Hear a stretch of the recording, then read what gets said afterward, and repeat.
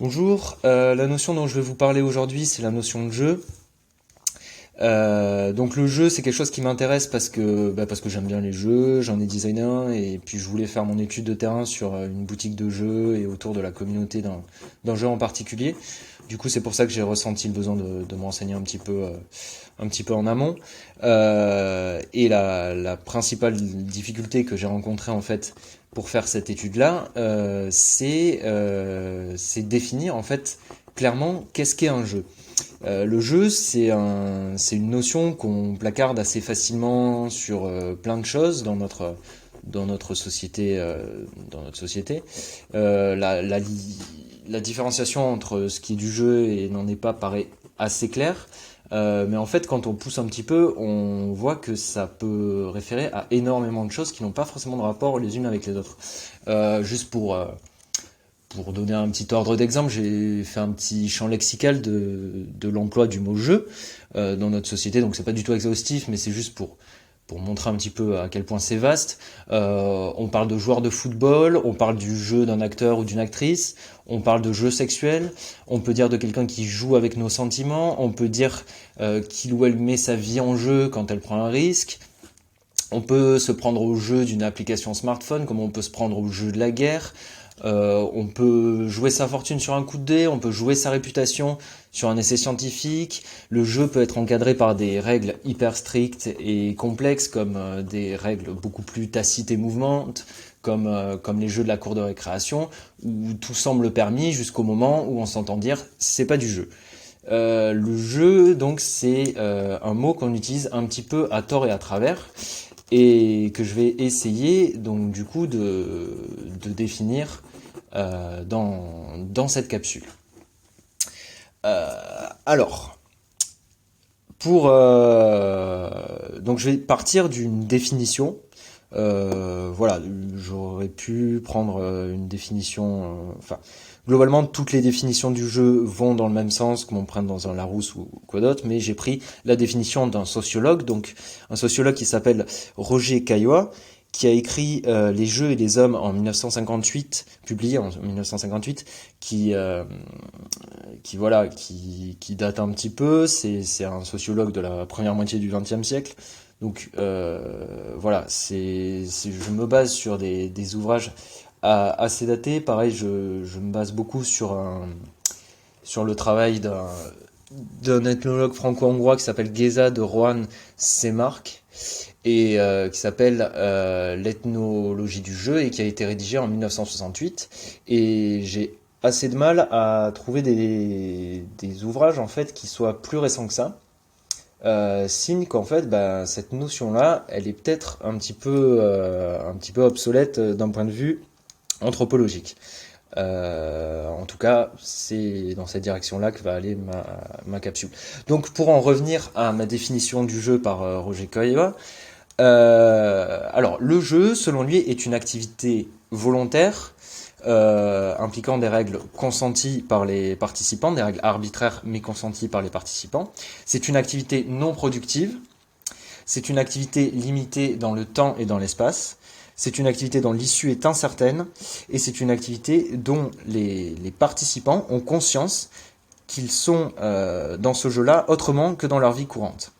Donc on a une espèce de conscience de la séparation entre le réel et le jeu. Ça a l'air d'être quelque chose qui est assez à la base de notre définition même du jeu, mais qui est, on va le voir, assez faux en réalité. Donc cette séparation entre la vie réelle et le jeu. Sachant que du coup cette conscience d'être en dehors de la réalité n'est pas une définition, c'est une projection de la part de ceux qui y participent, du moins dans notre conception occidentale contemporaine du jeu. Euh, donc en gros, selon cette définition, le jeu c'est un espace-temps dans laquelle les capacités physiques et intellectuelles de l'individu sont employées à la seule fin d'y trouver du plaisir, si on prend la définition du sociologue Roger Caillois. Euh, Il se risque aussi à essayer donc de les classifier en quatre types. L'agon, donc c'est basé sur des mots latins, donc agon, compétition. Donc ce seraient les jeux qui testent les capacités physiques et intellectuelles de ces joueurs. Donc le sport est l'exemple le plus frappant. Là, il commence déjà à se contredire lui-même en disant que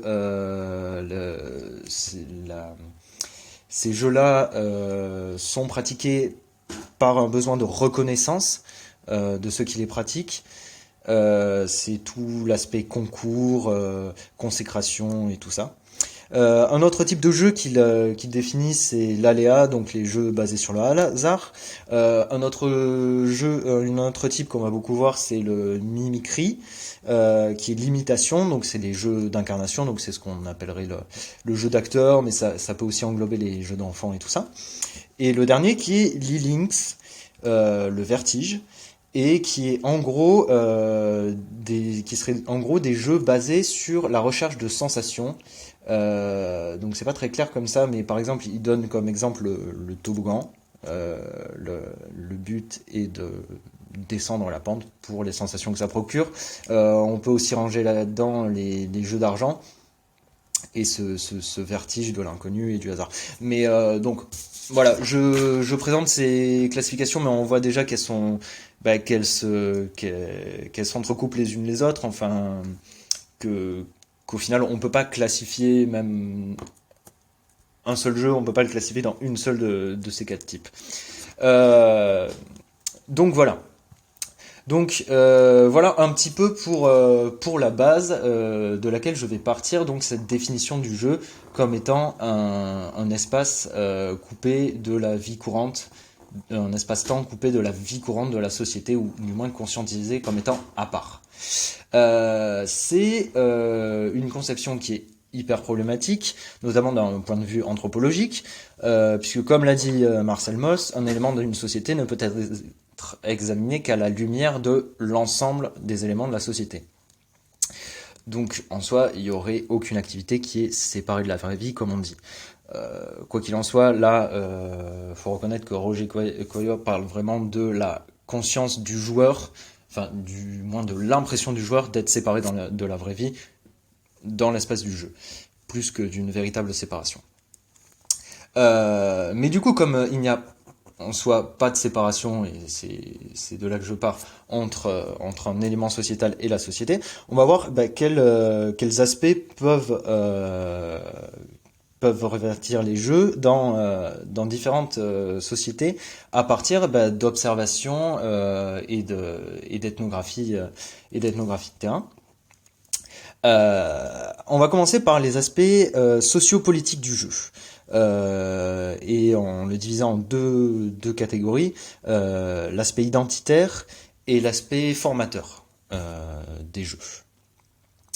Donc pour le premier, donc l'aspect identitaire, je vais prendre un exemple qui sort de notre société à nous, occidentale contemporain, qui est le sport.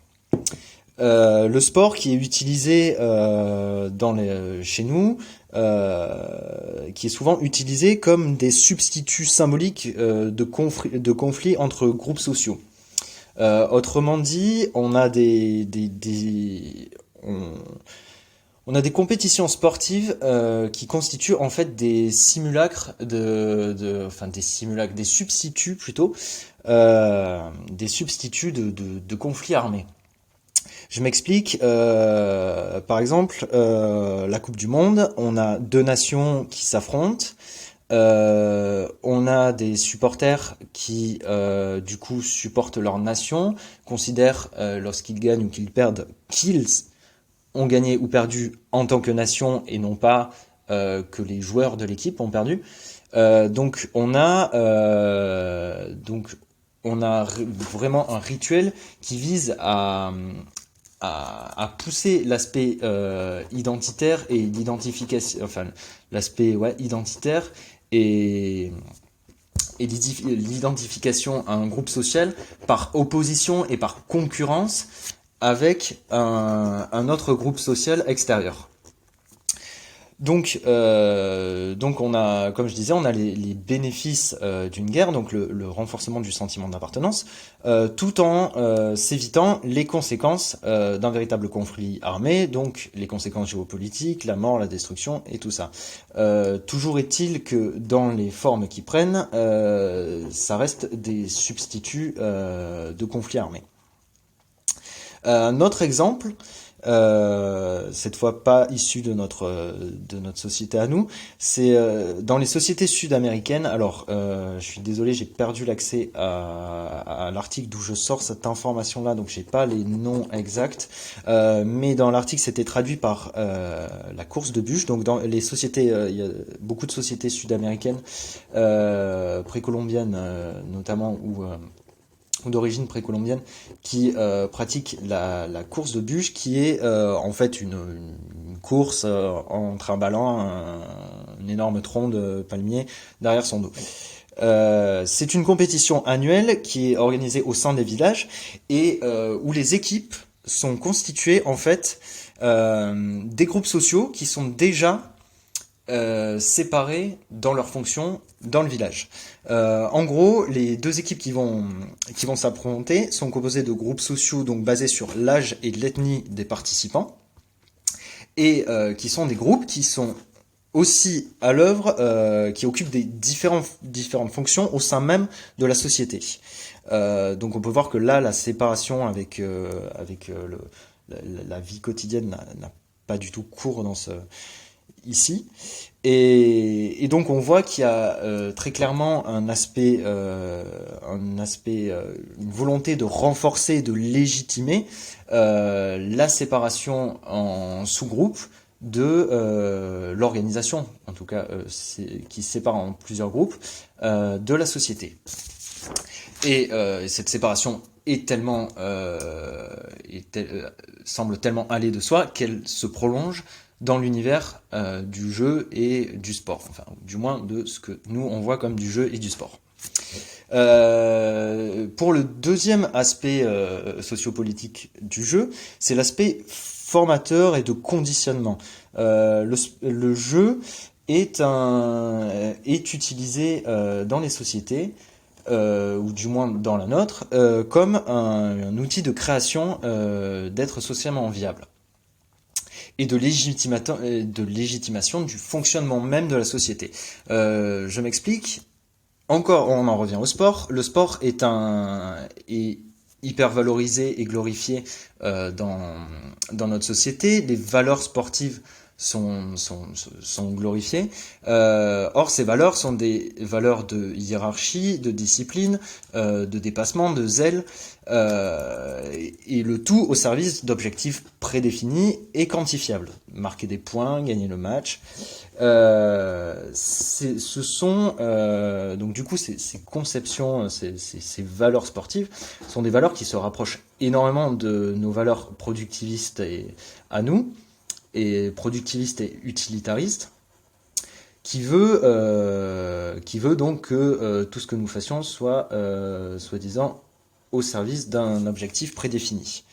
Ce qui est intéressant, c'est qu'on voit à quel point c'est valorisé par notre société de faire participer les enfants à une activité sportive.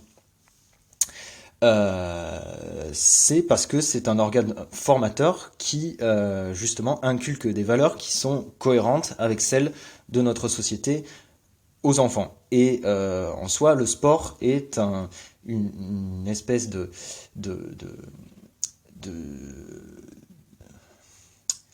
sac de valeurs légitimantes qui correspond avec celle de notre société. Selon Charles Horton Cooley, qui est voilà, merde, c'est qui?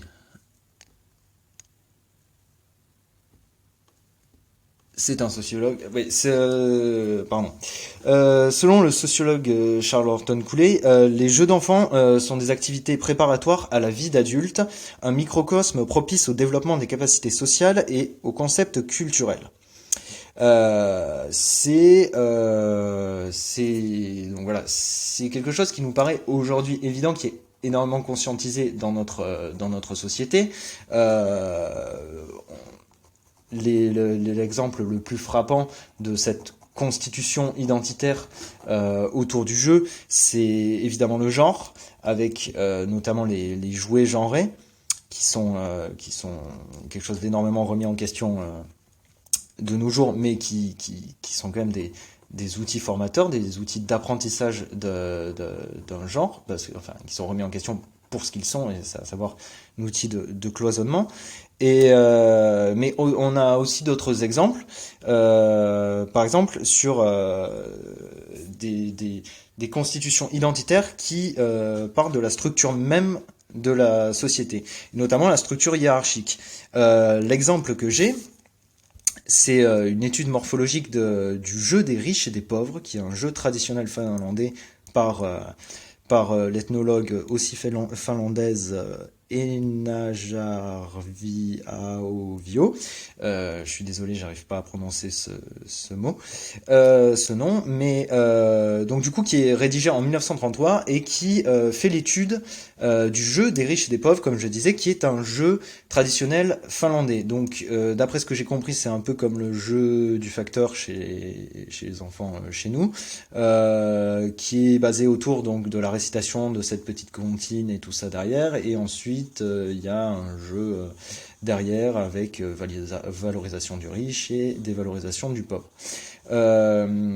Sachant que ça s'accompagne aussi de jeux mimétiques.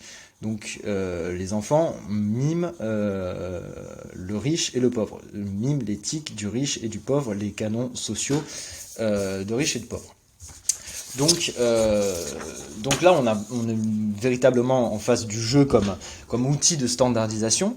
Les jeux auxquels nous jouons enfants nous cloisonnent dans les rôles que nous appellerons ensuite nos identités. On nous apprend à être des hommes ou des femmes, on nous apprend à être des riches ou des pauvres, on nous apprend à être des dominants ou des dominés. C'est une base constituante de notre société qui se retrouve dans le jeu et qui est très fortement apprise par l'intermédiaire du jeu pendant l'enfance.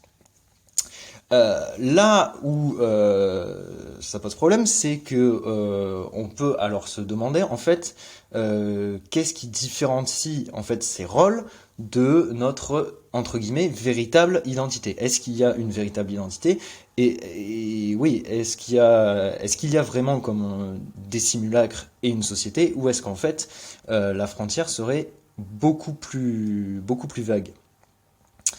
Donc ça, j'y reviendrai plus tard. D'abord, je vais vous parler aussi d'un autre aspect des jeux, donc c'est les aspects religieux et magiques. Voilà. Je vais vous énoncer toute cette partie-là sans parler d'un problème évident que j'évoquerai à la fin. Voilà. Donc, quelques exemples de jeux à connotation religieuse ou magique. On a dans les sociétés précolombiennes, on a le tlachtli qui revêtrait aux yeux d'un observateur contemporain occidental l'aspect d'un sport. Voilà, revêt l'aspect d'un sport. Il y a des règles, c'est basé sur tester les compétences physiques des joueurs, mais c'est empreint d'une grande symbolique autour du soleil et de la vénération de certaines divinités. Je ne sais plus exactement lesquelles. Donc le tlachtli, excusez-moi, est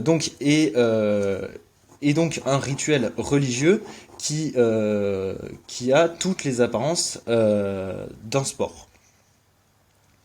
On peut noter d'ailleurs que ce jeu se dirige sous la tutelle, enfin on pourrait peut-être même dire l'arbitrage d'une divinité spécialement pour ce sport. C'est la divinité de ce sport. Et cette divinité est totalement absente des représentations symboliques qui se font pendant la pratique de ce sport-là. Donc en gros, elle est la divinité de ce sport, mais pas la divinité à laquelle on rend hommage par ce sport-là. Donc, on voit tout l'entrelacement entre voilà, cette pratique et tout le panthéon religieux qu'il y a derrière. Un autre exemple, c'est les Jeux Olympiques. Les Jeux Olympiques, donc dans l'Antiquité, qui était un festival quadriannuel en l'honneur de Zeus. À la fin du 19e siècle, on a réhabilité donc les Jeux Olympiques, enfin on a recréé les Jeux Olympiques, mais sans y réinjecter cette dimension religieuse qui était alors obsolète. On avait changé de Dieu entre-temps. Mais du coup, voilà. Donc on a un rite religieux qui se retrouve relégué au rang de jeu dans notre société, puisque là, enfin, on peut légitimement dire qu'il y a une continuité entre la société gréco-romaine et la nôtre. Donc on a un rituel religieux qui, en perdant sa valeur religieuse, est devenu un jeu. Et c'est un fait très courant, en tout cas dans nos sociétés. Il y a énormément de jouets qui sont en réalité des objets qui ont perdu leur fonction magique. Par exemple, on a les cartes, les cartes à jouer, à la base étaient des instruments divinatoires et ont été créés pour ça. La toupie a relevé une grande importance dans la religion judéo-chrétienne, enfin, notamment juive, je crois, mais j'ai pas trouvé énormément d'informations complémentaires. On a le cerf-volant qui dans les cultures occidentales, qui dans les cultures orientales est souvent considéré comme un véhicule des âmes en départ du monde des vivants. D'ailleurs, on peut noter que le cerf-volant a plusieurs fonctions. Donc, on le considère comme un jouet. Il est parfois considéré comme le véhicule des âmes, mais aussi il a sa fonction, je crois, primaire, qui est d'être un instrument de pêche. Donc on le laisse pendre au-dessus du bateau avec un hameçon en dessous. Il y a d'ailleurs énormément d'autres objets comme ça qui, au-delà d'avoir perdu une fonction magique, ont perdu une fonction utilitaire. On en revient à l'aspect utilitariste de notre société. Par exemple le boomerang, la canne à pêche et tout ça. Enfin, on a des activités comme la chasse et la pêche qui sont désormais des loisirs, mais qui n'en étaient pas et qui ont perdu une forme de... pas forcément de fonctionnalité, puisque la chasse produit toujours de la nourriture, mais de légitimité au sein de notre société. Encore un autre exemple pour partir plus dans le jeu mimétique, c'est que la notion même de notre théâtre, elle vient de la tragédie grecque, qui à la base était un rituel sacré en l'honneur du dieu Dionysos. Voilà. Ces jeux incarnatoires, donc mimicry selon la classification de Caillot, c'est ceux qu'on retrouve le plus souvent en fait attribués à des vocations magiques ou religieuses. Par exemple au Soudan, pour favoriser les récoltes, on incarne une antilope. Dans les rites pueblos du serpent décrits par Abby Warburg, il parle d'incarnation animale et élémentaire qui accompagnent la danse du serpent. Donc c'est des danseurs, acteurs qui sont là et portent des masques destinés à incarner des forces naturelles. Donc voilà, on voit que le jeu a énormément de place dans les rituels religieux et magiques. Le gros problème en fait de tous ces exemples-là, c'est que en réalité ces jeux entre guillemets, ne le sont que du point de vue d'un observateur occidental. Les gens qui participent à ces jeux ou qui participaient à ces jeux dans le cas des Jeux Olympiques par exemple, ne concevaient absolument pas ce qu'ils faisaient comme des jeux, dans le sens où ils ne considéraient absolument pas qu'ils faisaient quelque chose en dehors de la vie quotidienne, qui ne considéraient pas que leur pratique était facultative. Par exemple, voilà, pour ce qui est de fertiliser la terre en incarnant l'antilope, c'est pas vraiment facultatif si on veut bouffer. C'est pas improductif non plus, ça vise à avoir une fonction, à maintenir en ordre, et c'est pas non plus récréatif. C'est-à-dire que ce n'est pas la recherche du plaisir qui pousse, en tout cas en premier lieu, les gens qui pratiquent ces rituels-là à les pratiquer. Donc on est en face de choses qui ont été classifiées et étudiées comme des jeux, mais qui en réalité ne le sont absolument pas si jamais on se réfère à la définition qu'on fait du jeu. Donc on voit là qu'il y a un énorme problème en fait. Donc j'en viens à mon dernier point, et c'est l'aspect universel du jeu. Donc ce qu'on appelle jeu ne correspond en rien en la définition admise qu'on en a. Dans d'autres sociétés, ce qu'on verrait comme des jeux n'est pas du tout un jeu aux yeux de ceux qui le pratiquent. Bon, ça je l'ai déjà dit, c'est parfois même un travail, enfin ce qui pourrait s'apparenter à un travail, ce qui est un compte, puisque dans notre société le jeu est l'opposé, entre guillemets, enfin tacite du travail. Et même au sein même de notre société, au final, si on voit toutes les activités ludiques, aucune ne correspond exactement à la définition qu'a donnée Caillot, à savoir volontaire, consentie, non productive, limitée dans le temps et l'espace, d'une issue incertaine et conscientisée comme en dehors de la réalité. En soi, il est très difficile de trouver une activité qui s'appelle jeu et qui corresponde à tous ces critères-là. Donc, si on a du mal à fixer la frontière entre ce qui est du jeu et ce qui ne l'est pas, c'est en fait peut-être qu'il n'y en a pas, et c'est un petit peu ce dont je suis convaincu et que je vais développer ici, en me basant sur les travaux de l'ethnologue allemand Leo Frobenius, qui est un ethnologue de la fin du 19e, début 20e. Donc c'est une référence assez datée. Voilà, c'est une référence assez datée qui vient de la part d'un des premiers qui a pensé contre la logique coloniale et tout ça. Donc voilà, c'est daté, mais ça abonde dans le sens, dans la conception qu'on a aujourd'hui de l'anthropologie. Bref, pour reprendre les mots de Léo Frobenius, selon lui, un chasseur bontou ne fait que jouer le rôle du chasseur bontou, comme un garçon de café parisien ne fait que jouer le rôle du garçon de café, selon les règles déterminées et la tradition culturelle qui lui est imposée. Donc on en revient là au jeu d'enfant. En fait, ce que nous dit Léo Frobenius, c'est que il n'y a pas que les enfants qui jouent, les adultes aussi jouent, dans le sens jeu d'enfant, jeu incarnatoire, sans vraiment règles prédéterminées. Au final, c'est notre cas dans la vie de tous les jours. Ce rôle-là qu'on joue en permanence, on l'appelle notre identité, et on ne conscientise pas qu'il s'agit d'un rôle, mais il reste que c'en est un, quoi. Voilà, il y a énormément de choses dans notre société, surtout dans la nôtre, qui a un passage de l'enfance à l'âge adulte qui est assez vague en fait. On en a parlé la dernière fois avec la période de l'adolescence, qui n'a pas vraiment de rituel de passage de l'enfance à l'âge adulte. Et du coup, on a un glissement qui s'opère entre le jeu et le sérieux, puisque c'est l'opposé selon notre définition du jeu, qui est assez insaisissable. Pour donner un exemple, on a tous ici une signature.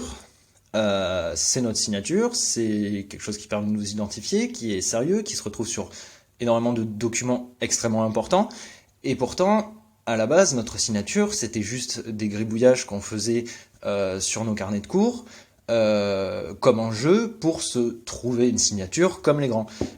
Sauf qu'à un moment, il a fallu qu'on signe quelque chose. Ce gribouillage s'est retrouvé apposé sur ce document-là, et du coup, le jeu n'en était plus un. Voilà, c'est juste un exemple comme ça qui m'est venu. Mais du coup, on voit que la différence entre le jeu et le jeu et la réalité est extrêmement, bah, extrêmement obsolète, quoi. Voilà. Donc Léo Frobenius, avec son exemple, là, parle plutôt des jeux incarnatoires, donc mimicry selon Caillot, mais ça va au-delà de ça, à mon sens, à savoir que voilà, si on observe notre société, et qu'on essaie de lui appliquer la définition du jeu qu'on en a faite, on voit qu'on trouve énormément de points de correspondance. L'aspect volontaire et consenti du joueur et le consentement des règles est aussi présent dans notre société. Au final, on nous répète sans cesse la phrase vous avez des droits et des devoirs, soi-disant que les devoirs sont la contrepartie des droits et que par là même, en ayant choisi d'avoir les droits, on a choisi d'avoir les devoirs. Donc on a cette espèce de consentement des règles, puisque les devoirs sont très clairement les règles du jeu enfin si on considère les devoirs comme les règles du jeu de la société. Pareil, le jeu est censé être au service d'un objectif prédéterminé. C'est là que qu'entre en jeu, en fait, la tradition et les valeurs morales à la base d'une société, conduisent l'objectif, enfin en tout cas la direction dans laquelle elle se dirige et dans laquelle doivent se diriger ses membres, ou au moins tenter de se diriger et tendre. Par exemple, pour nous, on est dans une société très clairement productiviste et utilitariste, et je sais plus où je voulais en venir. Oui, donc voilà, donc on est dans une société productive et utilitariste où la création de richesses, de valeurs et la pérennisation de la société est au centre de nos préoccupations, et notamment, oui, ce système de valeurs financières. Pareil, on dit que le jeu est limité dans le temps et dans l'espace. Alors ça, c'est peut-être pas évident parce qu'on se dit qu'aucune société ne vit pour finir un moment, mais en réalité, si on observe, les discours eschatologiques sont extrêmement présents dans toutes les sociétés et constituent en soi une sorte de fin du jeu, quoi. Pareil pour l'issue incertaine, avec pareil encore ce discours eschatologique, avec ce jugement après la mort, donc qui serait comme qui ferait de la vie une sorte de jeu dont on connaîtrait le résultat une fois qu'on a fini de jouer. Donc voilà, tout ça c'était un point un petit peu plus personnel, qui n'était pas poussé à ce point-là par Léo Frobenius. Mais quoi qu'il en soit, de ce qu'il dit, donc du coup des rôles dans lesquels on est emprisonné, on a là à l'œuvre le mécanisme de l'habitus, qui a été défini par Pierre Bourdieu, donc un sociologue très connu français. Voilà, donc qui définit l'habitus comme un ensemble de schèmes de perception, de pensée et d'action qui tendent plus sûrement que toutes les règles formelles et toutes les normes implicites à garantir la conformité des pratiques et leur constance à travers le temps. Du coup là, l'habitus, c'est donc ce mécanisme totalement inconscient qui en fait influe notre libre arbitre, tout simplement, en fait, notre libre arbitre, en influant notre conception du monde, peut influencer. C'est des règles non dites qui influencent notre manière d'être au monde, notre corporalité, qui influencent absolument tout dans notre vie, et dont il est très difficile de prendre conscience quand on les a, et très difficile d'identifier chez les autres quand on ne les a pas. C'est d'ailleurs de là que vient cette nécessité d'observation participante dans l'ethnologie. Oui, l'observation participante a principalement pour but à l'observateur de permettre à l'observateur d'acquérir ces habitus et de pouvoir les identifier et de conscientiser d'où ils viennent. Cette conscientisation, pour faire une petite parenthèse juste pour la fin, c'est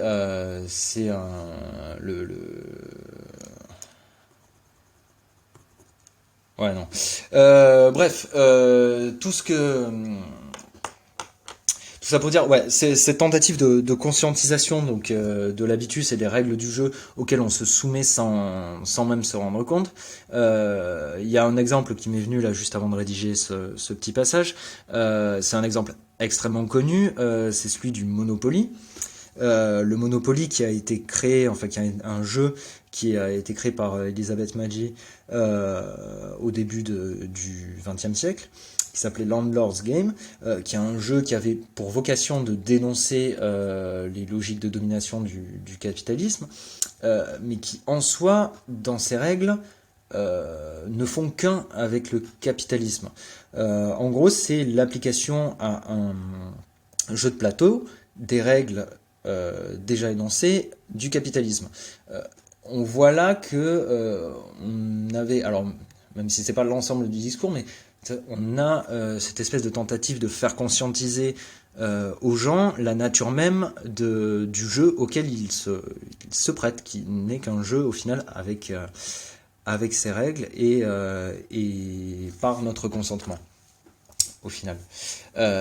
Et ceci est valable pour en fait l'ensemble de notre société, l'ensemble de ce que nous pensons être notre identité, les manières de faire, nos valeurs au final peuvent être comprises que comme un ensemble de règles ou au moins un ensemble d'objectifs vers lesquels tendre. Du coup, voilà un petit peu, je pense que j'ai fait le tour de tout ce que je voulais vous dire. Je vais vous lire les deux petites phrases que j'avais mis en guise de conclusion de ma version écrite. Donc, comme tout élément d'une société, le jeu est interdépendant de tous les autres éléments qui font cette société. La vision du jeu comme un espace libératoire des normes sociales, un espace dont les règles sont connues, auto-justifiées et appliquées consciemment par les joueurs, est symptomatique de notre conception utilitaire de la société occidentale contemporaine. En résumant la notion de jeu à ce qui est réputé à côté d'elle, le trivial, notre société minimise son importance et sa complexité, s'empêchant de conscientiser qu'il est en réalité à la base même de sa constitution. Donc en fait, toute cette notion de jeu, finalement, me paraît être juste une entreprise de décrédibilisation de certaines activités.